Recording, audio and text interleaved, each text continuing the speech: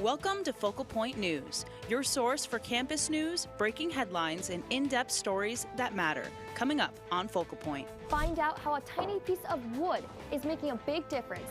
A heartwarming way that local women are coming together through the power of music.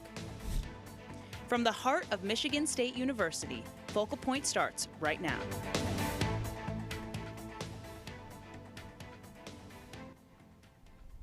Welcome back to Focal Point News. I'm Kelly Gavigan. And I'm Kennedy DeMars. It's February 5th and we're so happy to be back for the semester. It's been a wild winter so far, Kennedy.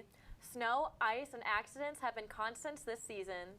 It definitely has, Kelly. Knowing how to navigate the roads can make all the difference. Thankfully, we have Focal Point's Micaiah Lawrence with us live to check in on the drive. How are the roads looking now, Micaiah? Yeah, they're not too bad yet. It's definitely, the snow's still coming down and I can even feel it under my feet. The sidewalks are getting a little slippery, so I'm not sure how much longer these decent road conditions are gonna last.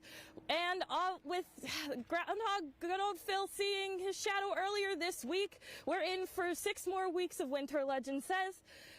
But on that note, winter driving safety is incredibly important because the snow and ice bring a serious set of dangers when you're out there on these roads. One woman's life was changed forever completely because of it.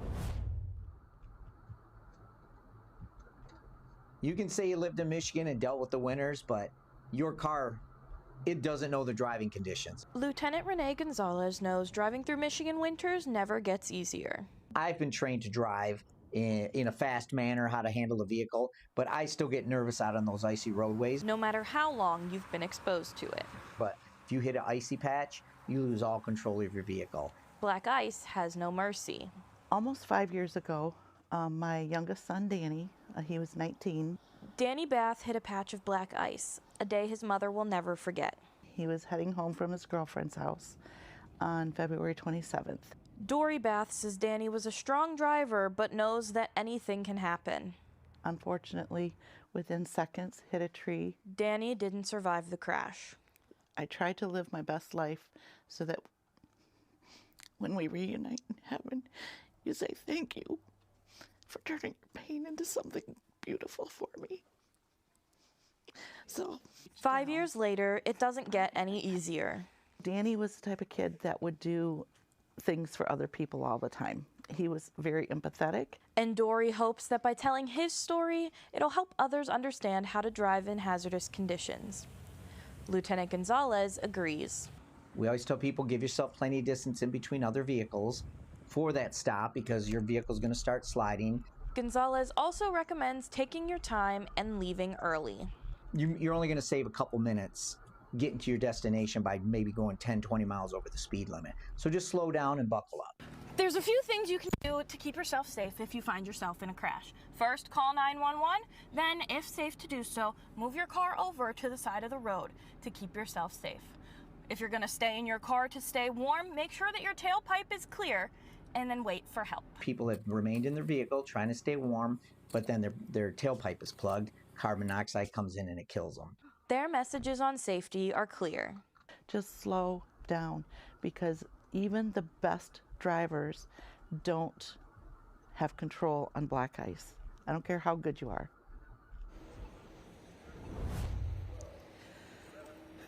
I'm beyond grateful for Dory for sharing the story of her son with me.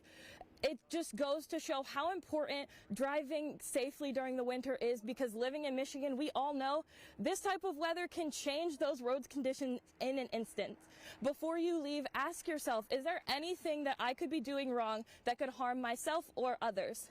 Clear off your car, buckle your seatbelt, put down your phone and slow down and take your time. That is all I have for you guys. Really wondering if this weather out here is going to keep up into the weekend and how these road conditions are going to change. Focal Point's Liam Clymer is going to have some more on that weather forecast for us later. But for now, Kelly and Kennedy, I'm coming back inside to warm up. Thanks, Micaiah. This is all great info to know, especially since the cold days aren't behind us just yet. Speaking of the cold, Kennedy, some local protesters braved the chilly temps. They did, Kelly. With the killing of 2 people in Minneapolis in recent weeks by ICE agents, protests and rallies have popped up across the country, and Mid-Michigan is joining in with a demonstration right here on campus. With more than a dozen local organizations involved, Focal Point's Audrey Pelzek shows us why they want their voices heard. We should be doing something in solidarity with Minnesota. Protesters here are joining a larger national movement to stop ICE from coming into their communities. It's happening. There has been arrests, there has been deportations. Organizers say another goal is to make others want to take action. My biggest hope is, well, it's to organize people, it's to energize people, it's to make people angry. 16 organizations have planned these protests against ICE, where they started at the Hanna Administration Center and have now moved to the Spartan statue right behind me. It's happening closer than you think. It's happening to your neighbors, your friends, your local business owners. It's already here. University officials have not yet commented on the demonstration, but students say they plan to continue organizing until the situation with ICE is addressed. I'm glad that our community is waking up and that there is many Spartans, ready to fight for what's right. Many students say fear and frustration over immigration policies pushed them to take action. It's really easy to get angry and to get kind of caught up in your own little world when America is a scary place right now. As the protests came to an end, organizers encouraged crowds to continue conversations about ICE. That there is a class of people that wants nothing more than to eradicate us, to silence us. Let us show them just how loud we can be. In East Lansing, I'm Audrey Pelzek, Focal Point News. Demonstrations have continued across our state, and more could be planned. A recent NPR and PBS News poll shows that nearly 2/3 of Americans believe ICE has gone too far. The Trump administration's border czar says 700 agents are to be removed from Minneapolis immediately. The MSU Museum is reopening after 18 months of closure and renovation. It has visitors questioning what's real and what's not. The $28 million renovation was completed this month with a new featured exhibit, Blurred Realities. It explores how artificial intelligence, social media, and digital manipulation shape the way we see truth.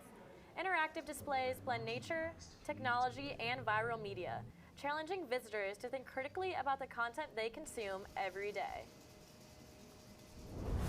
And the goal of what we really hope visitors will take away from Blurred Realities is to focus on the information they're consuming and to look at it at kind of a critical eye. The museum is free to the public and open Tuesday through Saturday from 10 a.m. to 5 p.m.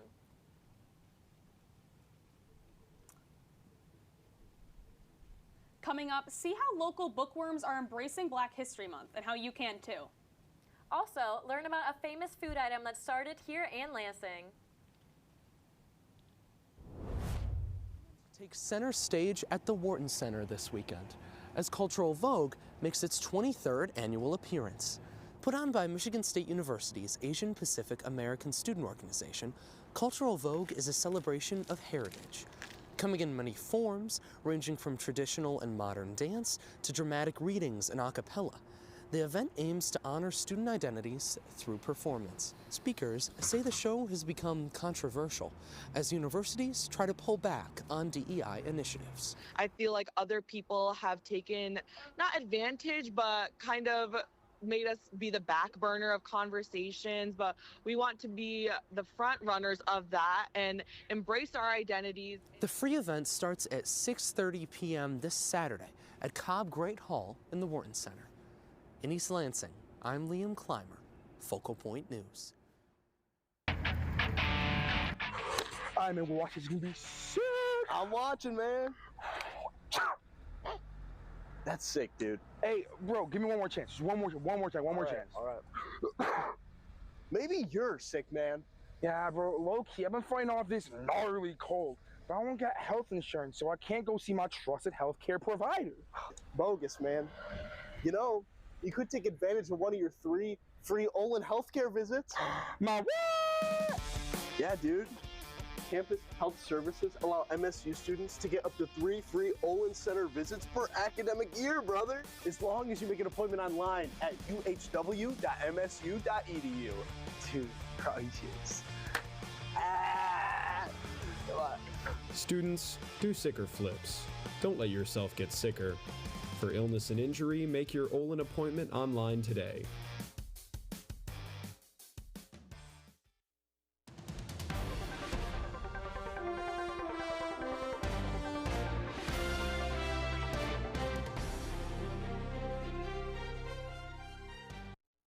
February is Black History Month, and there are dozens of events throughout the community. One organization is working to increase access to books while hoping to preserve their stories. Stacks of books, carefully sorted and organized, fill the South Neighborhood Black Caucus space at Holden Hall. The caucus is collecting books focusing on education, empowerment, and community connection. They ask that you order from their Amazon wish list to have them sent right to the caucus at Holden Hall. The drive is designed to meet a need they continue to see in the community. President Deontay Sparks hopes this initiative continues to grow. With just us collecting books for over about a week now, we have received almost about 50 books so far. So the community support has been like very, very great so far, and due to the fact that we're still collecting. As Black History Month continues, the caucus says this initiative is about more than just 1 month.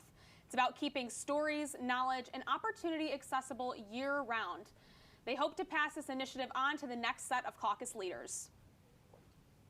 I mean, really, there's nothing better than curling up on a cold day with a good book for a good cause. Yeah, it was definitely a cold one this morning, Kelly, but will this cold streak continue? It's time for a check on the weather with Liam Clymer. Liam? Thanks, Kennedy. Good evening, Spartans. Happy Thursday. I hope our broadcast is finding you somewhere cozy and warm because behind me, you're looking at a live shot of MSU's campus from our tower cam. In true Michigan fashion, cold temperatures and a bit of snow are keeping us on our toes as we start off February. Yet, conditions aren't as frigid as they've been in the last few weeks. I'll break it down for you in our 7-day forecast in just a moment. But for now, we'll take a look at temps across the country as we gear up to visit loved ones for Valentine's Day. Taking a peek at our national map, temperatures over on the West Coast are looking pretty typical. Sacramento's at 60 degrees with Los Angeles at 69. Moving north, things are warming up. This time of year, Seattle typically hovers around mid-30s in the evening, but tonight they're clocking in at 50 with lots of rain on the horizon. Working our way east, those higher temperatures are remaining. Places like Phoenix are at 77 degrees. That's 8 degrees above average. And back home in the Midwest, temperatures are fluctuating day to day. Minneapolis is at 36 with Chicago at 29 and Detroit at 20 degrees. As for the East Coast, we're finally seeing temperatures that are average for this time of year, maybe even a touch colder. New York is at 31, 37 for Charleston, and Portland at 29 degrees. Moving to our regional map, we're seeing consistent temperatures in the 20s to 30s during the day. That dipped down to single digits at night. Green Bay is currently at 27, and again, it's 29 degrees over in Chicago. In Michigan, Grand Rapids is at 26, and Detroit is at 20 degrees. It's right around where we expect to be for the start of February. Chilly, but nothing like the cold blasts that we faced in the end of January. But be sure to keep your hand warmers at the ready, because the Midwest is nothing if not unpredictable. Now, let's dive into our 7-day outlook here in East Lansing. The rest of today shouldn't get too much colder, with temperatures only dipping down to 22 once the sun sets. However, be on the lookout for snow showers going into tomorrow morning, as we saw with Micaiah just a few moments ago. Friday is looking slightly warmer before dipping down into the single digits that night. And I hope you're planning to spend the weekend cozied up inside, because with highs in the teens and low 20s, it'd be in your best interest to do so. But come the start of the work week, things begin to level out. On Monday, we have a high of 30 and 24 degrees as our low. And that consistency follows us throughout the rest of the week with partly cloudy days and 30s, though be sure to layer up come Wednesday. Things will turn sour as we get hit with a mix of rain and snow. The high that day is 32 with a low of 22. But it's not all bad news, though. I don't know about you folks at home, but I, for one, see dreary weather as an excuse to slow down and take a little bit of time for myself. Lately, I've been getting a kick out of embroidery. I'll throw on a show, get wrapped up in a hoodie, and go to town. Nothing more relaxing than that. Kelly, Kennedy, stay warm, and I'll send it back to you both. Thanks, Liam. I'll definitely be staying closer to home for a little while. Speaking of homes, Kennedy, did you know that Lansing is home to the Olive Burger?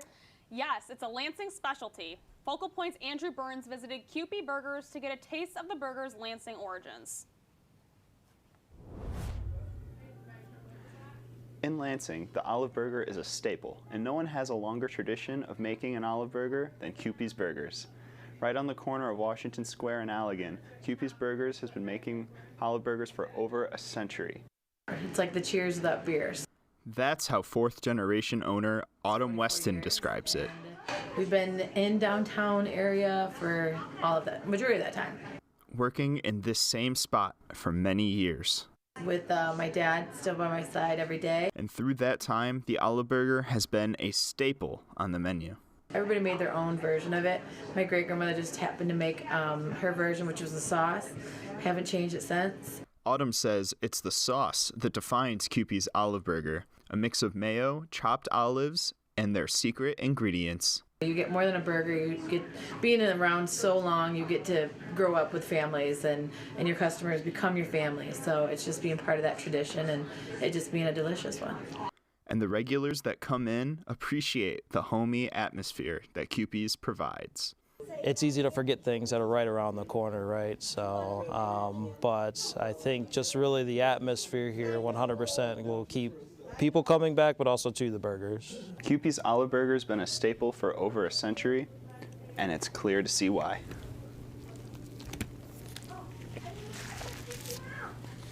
This is a burger that's worth the trip.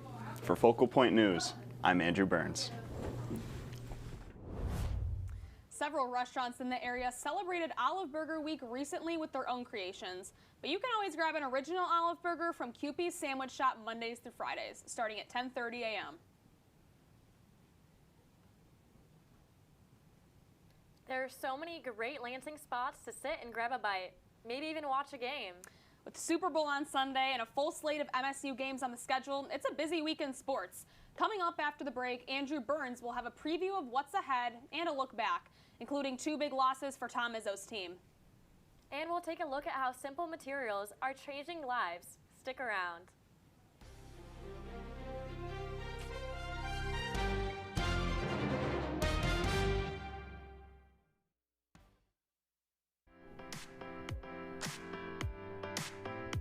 Having trouble finding a job near you?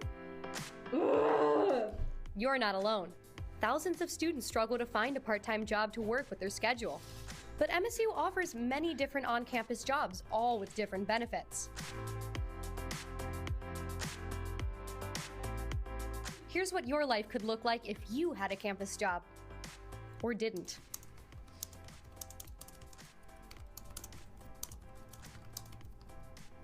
Campus jobs provide ample opportunities to boost your resume. When you work on campus, your schedule is flexible.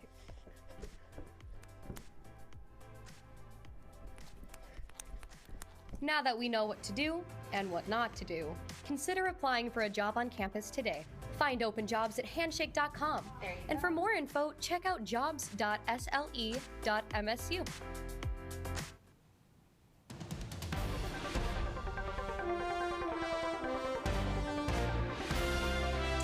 Sometimes it's the smallest things that matter the most. People's hobbies give them an outlet to express themselves. They can also build strength and support within a community. Focal Point's Amy Cho shows us how one woman's hobby became so much more.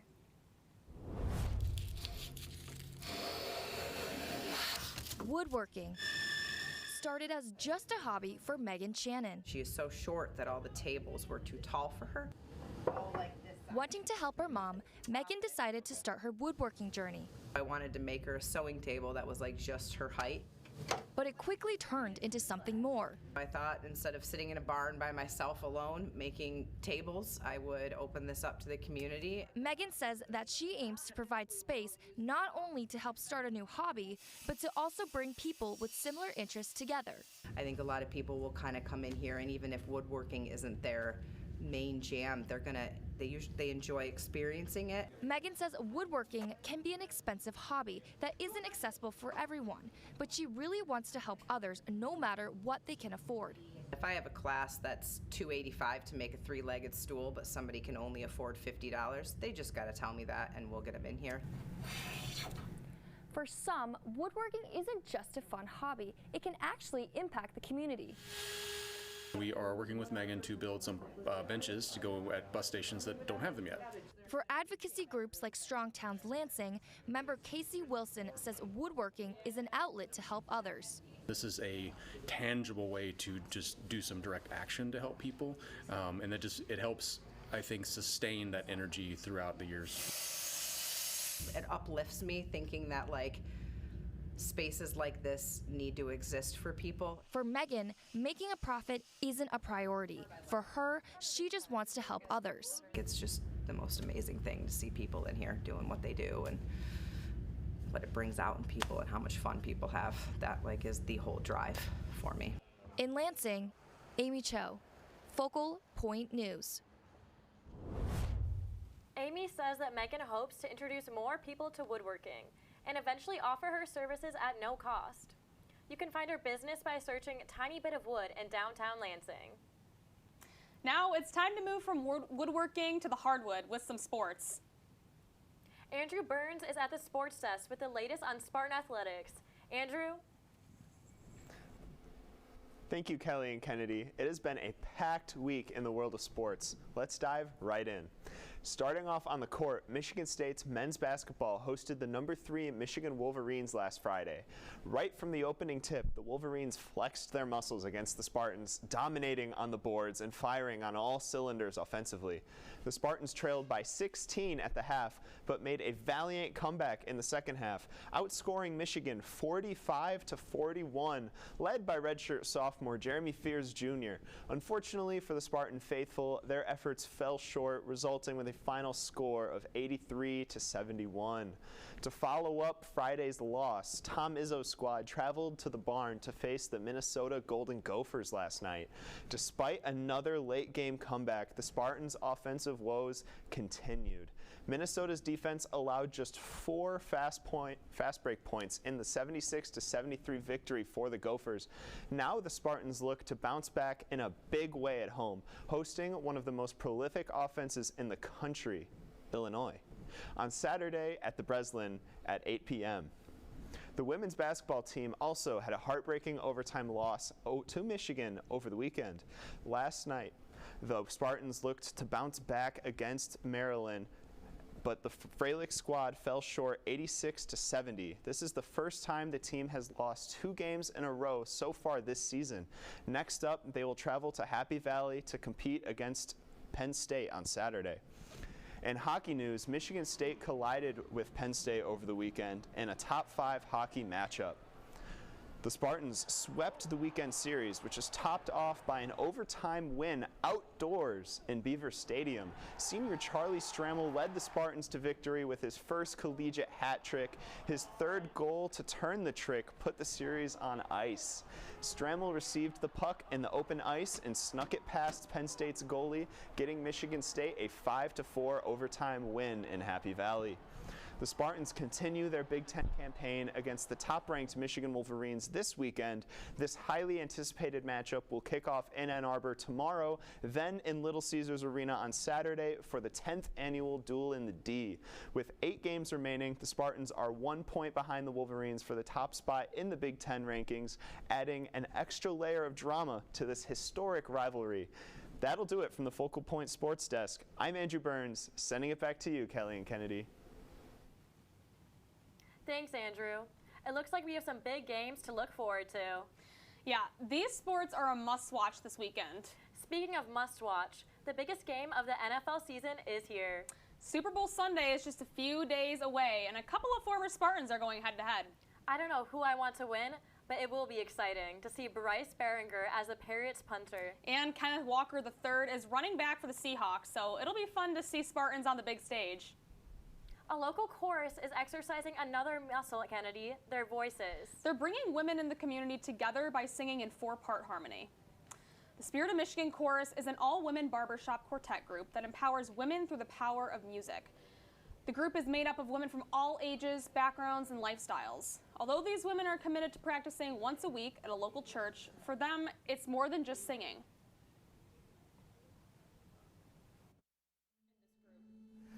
Definitely the community.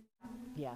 I mean, the singing is part of that, and that's amazing, but we've really kind of formed a little community here. It's awesome.